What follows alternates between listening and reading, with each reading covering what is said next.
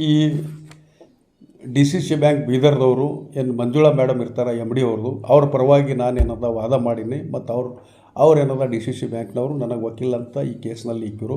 ಈ ಕೇಸ್ ಏನಿತ್ತಂದ್ರೆ, ಈ ನಾರಂಜ ಶುಗರ್ ಫ್ಯಾಕ್ಟ್ರಿಯಲ್ಲಿ 2023 ಒಂದು ಆಡಿಟ್ ಆಗಿತ್ತು. ಆ ಆಡಿಟ್ ಏನಾಗಿತ್ತು ಅಂದ್ರೆ, ಅದು ಕೀ ಲೋನ್ ಇತ್ತು ವೇರ್ ಹೌಸ್ ಮೇಲೆ. ವೇರ್ ಹೌಸ್ನಲ್ಲಿ ಒಂದು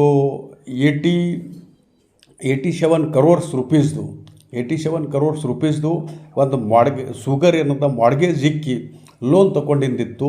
ಮತ್ತು ಅಲ್ಲಿ ಶುಗರ್ ಇದೆ ಅಂತ ಇವ್ರು ರಿಸೊಲ್ಯೂಷನ್, ನಾರಂಜ ಫ್ಯಾಕ್ಟ್ರಿದವರು ಆಡಳಿತ ಮಂಡಳಿ ಇವ್ರು ಏನದ ರಿಸೊಲ್ಯೂಷನ್ ಮಾಡಿ DCC ಬ್ಯಾಂಕಿಗೆ ಕೊಟ್ಟರು. ಮತ್ತು ಅದು ರಿನ್ಯೂ ಮಾಡಿರಿ, ನಮ್ಮ ಲೋನ ಕೀ ಲೋನ್ ರಿನ್ಯೂ ಮಾಡಿರಿ ಅಂತ ಒಂದು ರಿಸೊಲ್ಯೂಷನ್ ಕಳಿಸಿದ್ದಿತ್ತು. ಅಂಥ ಒಂದು ಸನ್ನಿವೇಶದಲ್ಲಿ ಗುಲ್ಬರ್ಗದ್ದು ಕೋಆಪ್ರೇಟಿವ್ ಸೆಕ್ಟರ್ದು ಆಡಿಟ್ ಆಯ್ತದ. ಆ ಆಡಿಟ್ನಲ್ಲಿ ಹಿಂಗೆ ಕಂಡು ಬಂತ, ಆ ವೇರ್ ಹೌಸ್ನಲ್ಲಿ ಶುಗರೇ ಇಲ್ಲ, ಇದು ಬೋಗಸ್ ಏನದ ರಿಸೊಲ್ಯೂಷನ್ ಮಾಡಿ ಬ್ಯಾಂಕಿಗೆ ಕಳಿಸಿದ್ದಿದೆ ಅಂತ ಅಂದಿನ ಬಾದ ಈ MD ಮೇಡಮ್ ಅವರು, ಮಂಜುಳಾ ಮೇಡಮ್ ಅವರು ಕಂಪ್ಲೇಂಟ್ ಕೊಟ್ಟರು ಜನವಾಡ ಪೊಲೀಸ್ ಸ್ಟೇಷನ್ನಲ್ಲಿ. ಮತ್ತು ಕಂಪ್ಲೇಂಟ್ ಕೊಡೋ ಹೊತ್ತಿಗೆ 7 ಮಂದಿ ಮೇಲೆ ಆರೋಪಿ ಅಂತ ಕಂಪ್ಲೇಂಟ್ ಕೊಡ್ತಾರೆ. ಈ NSSK ಫ್ಯಾಕ್ಟ್ರಿ ಅಧ್ಯಕ್ಷ, NSSK ಫ್ಯಾಕ್ಟ್ರಿ MD, ಮತ್ತು ಆ ಸಂದರ್ಭದಲ್ಲಿ ಲೋನ್ ಕೊಟ್ಟಿದ್ದು DCC ಬ್ಯಾಂಕಿಂದು GM, DGM ಇವೆಲ್ಲ ಜನರ ಮೇಲೆ, ಹಾಗೆ 7 ಜನರ ಮೇಲೆ ಏನದ ಕಂಪ್ಲೇಂಟ್ ಕೊಡ್ತಾರೆ. ಮತ್ತು ಅದರಲ್ಲಿ ಹೋದ ವಾರ ಶುಕ್ರವಾರ ಈ ಜನವಾಡ ಪೊಲೀಸ್ದವರು ಆರೋಪಿ number 1 NSSK chairman DK Siddarama ಅವರಿಗೆ ಅರೆಸ್ಟ್ ಮಾಡಿದ್ದಿತ್ತು. ಮತ್ತು ಇವತ್ತು ಆ ಬೇಲ್ ಏನದ ರಿಜೆಕ್ಟ್ ಆಗಿದೆ ಈ ನಮ್ಮ ಬೀದರ್ನಲ್ಲಿ ಆನರಬಲ್ ಪ್ರಿನ್ಸಿಪಲ್ JMFC ಕೋರ್ಟ್ನಲ್ಲಿ. ಆ ಕೇಸ್ನಲ್ಲಿ ನಾವು ವಾದ ಏನು ಮಾಡಿದ್ದೀವಿ ಅಂತಂದ್ರೆ, ಅದು ಆ ಸಮಯದಲ್ಲಿ ಇದು ಆ ಆಡಳಿತ ಮಂಡಳಿ ಏನು ರಿಸೊಲ್ಯೂಷನ್ ಮಾಡಿ ಕೊಟ್ಟಿದ್ದಿತ್ತು ಅದು ತಪ್ಪಿದೆ. ಮತ್ತು ಆ ಸಮಯದಲ್ಲಿ ಖಾಲಿ ಪೇಪರ್ ವರ್ಕೇ ಆಗ್ಯದ, ಅಲ್ಲಿ ಶುಗರ್ ಏನದ ಇದ್ದಿಲ್ಲ ಅಂತ ಆಡಿಟ್ನಲ್ಲಿ ಕಂಡು ಬಂದ ತಕ್ಷಣ ಇದು ಮತ್ತು ಕೋರ್ಟ್ನೂ ಏನದ, ಕೋರ್ಟ್ ಅದು ಗಮನಕ್ಕೆ ನೋಡಿ ಅವೆಲ್ಲ ಕುಲಂಕುಷವಾಗಿ ನೋಡಿ ಇವತ್ತೇನದ ಬೇಲ್ ರಿಜೆಕ್ಟ್ ಮಾಡಿದೆ. ಅವರಿಗೇನು ಯಾವ್ಯಾವದಲ್ಲಿ ಇದು ಮಾಡೋದು ಅರೆಸ್ಟ್ ಮಾಡೋದು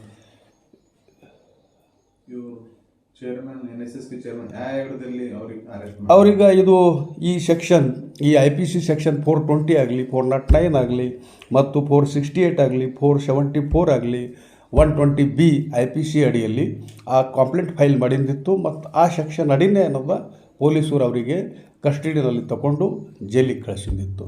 ಮತ್ತು ಬೇರೆ ಬ್ಯಾಂಕಿನ ಬಿ ಮತ್ತು ಹಿಂಗೆ ಇದು ಮಾಡ್ಯಾರ ಇಲ್ಲ, ವಿಶೇಷವಾಗಿ ಏನಿದೆ ಇದರಲ್ಲಿ, ಅದೇ ಏನು ಮಾರ್ಗೇಜ್ ಮಾಡಿದ್ದಿತ್ತು ಶುಗರು, ಆ DCC ಬ್ಯಾಂಕಿಗೆ ಅಷ್ಟೇ ಮಾಡಿದ್ದಿಲ್ಲ, ಅದೇ ಶುಗರ್ ಅದೇ ವೇರ್ ಹೌಸ್ನಲ್ಲಿ ತೋರಿಸಿ ಮತ್ತು ಅಪೆಕ್ಸ್ ಬ್ಯಾಂಕಿಂದು ಕೂಡ ಏನದ ಅಲ್ಲಿ ಲೋನ್ ತೊಗೊಂಡಿದ್ದಿತ್ತು.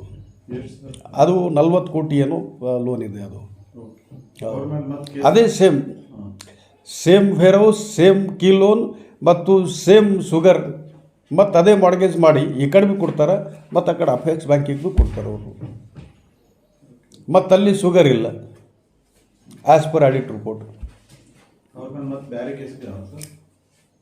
ಅವ್ರ ಮೇಲೆ ಬೇರೆ ಕೇಸಸ್ ಅವ್ರು ಪಾಲಿಟಿಕ್ಸ್ದಾಗ ಓಡಾಡ್ತಾರೆ. ಅವ್ರು ಬೇರೆ ಕೇಸಸ್ನೂ ಕೂಡ ಇವೆ. ನಾವು ಅವು ಬೇರೆ ಕೇಸಸ್ನಲ್ಲಿ ಇನ್ವಾಲ್ವ್ ಇದ್ದಿದ್ದು, ಡಿಸ್ಪೋಸ್ ಆಗಿದ್ದು, ಅವು ಕೇಸಸ್ನೂ ಕೂಡ ನಾವು ಕೋರ್ಟ್ನಲ್ಲಿ ಕೊಟ್ಟಿದ್ದೀವಿ. DCC ಬ್ಯಾಂಕಿನ ಅವ್ರು ಹಾಕಿದ್ದು ಒಂದೇ ಕೇಸು. DCC ಬ್ಯಾಂಕಿಗೆ ಮೋಸ ಮಾಡ್ಯಾರಂತ ಇದು ಮಾಡಿದ ಕೇಸು.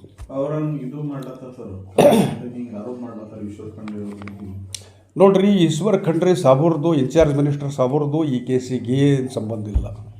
ಯಾಕಂದರೆ ಇದು ಕೇಸ್ ಹಾಕಿದ್ದು DCC ಬ್ಯಾಂಕು MD ಮೇಡಮ್ ಅವರು, ಅದು NSSK ಚೇರ್ಮನ್ ಮೇಲೆ. ಅದು ವೈಯಕ್ತಿಕವಾಗಿ ಏನು ರಾಜಕೀಯ ಸಂಬಂಧ ಇಲ್ಲ ಇದಕ್ಕೆ. ಅದು ಅವ್ರ ಸುಳ್ಳು ಆಪಾದನೆ ಏನದ ಈಶ್ವರ್ ಖಂಡ್ರೆ ಸಾಬೂರ್ ಮೇಲೆ ಮಾಡ್ತಾ ಇದ್ದಾರೆ. ಈಶ್ವರ್ ಖಂಡ್ರೆ ಸಾಬೂರ್ದು ಇದಕ್ಕೆ ಈ ಕೇಸಿಗೆ ಏನು ಭೀ ಸಂಬಂಧ. ನಿಮ್ಮ ಮಕ್ಕಳ ಉಜ್ವಲ ಭವಿಷ್ಯಕ್ಕಾಗಿ ಶ್ರೀ ಶಾಬ್ರ ರೇಣುಕಾ ವೀರ ಗಂಗಾಧರ ಶಿವಾಚಾರ್ಯರ ಮಾರ್ಗದರ್ಶನದಲ್ಲಿ ನಡೆಯುತ್ತಿರುವ ಶ್ರೀ ಶಿವಯೋಗಿ ವಿದ್ಯಾಲಯ ಶಾಲೆಯಲ್ಲಿ ದಾಖಲಾತಿ ಪಡೆಯಿರಿ. ಇಲ್ಲಿ 1ನೇ ತರಗತಿಯಿಂದ 10ನೇ ತರಗತಿಯವರೆಗೆ ಪ್ರವೇಶ ಪ್ರಾರಂಭವಾಗಿದ್ದು ಉನ್ನತ ಗುಣಮಟ್ಟದ ಶಿಕ್ಷಣದ ಜೊತೆಗೆ ಆಟ, ಯೋಗಾಸನ, ಡ್ಯಾನ್ಸ್, ಕರಾಟೆ ತರಬೇತಿಯೂ ನೀಡಲಾಗುತ್ತದೆ. 5ನೇ ತರಗತಿಯಿಂದ 10ನೇ ತರಗತಿಯವರೆಗೆ ವಸತಿ ಸೌಲಭ್ಯವೂ ಕೂಡ ಲಭ್ಯವಿದೆ. ನುರಿತ ಶಿಕ್ಷಕರಿಂದ ಬೋಧನೆ ನೀಡಲಾಗುತ್ತದೆ. ಎಸ್ಎಸ್ಎಲ್ಸಿಯಲ್ಲಿ ಈ ಶಾಲೆಯ ಫಲಿತಾಂಶವು 100%ವಾಗಿದೆ. ಹಾಗಿದ್ರೆ ತಡೆಯಾಕೆ? ಹಿಂದೆ ಭೇಟಿ ನೀಡಿ ಶ್ರೀ ಶಿವಯೋಗಿ ವಿದ್ಯಾಲಯ, ಹುಮ್ನಾಬಾದ್. ಹೆಚ್ಚಿನ ಮಾಹಿತಿಗಾಗಿ ಸಂಪರ್ಕಿಸಿ 8747071091 ಅಥವಾ 9164643288.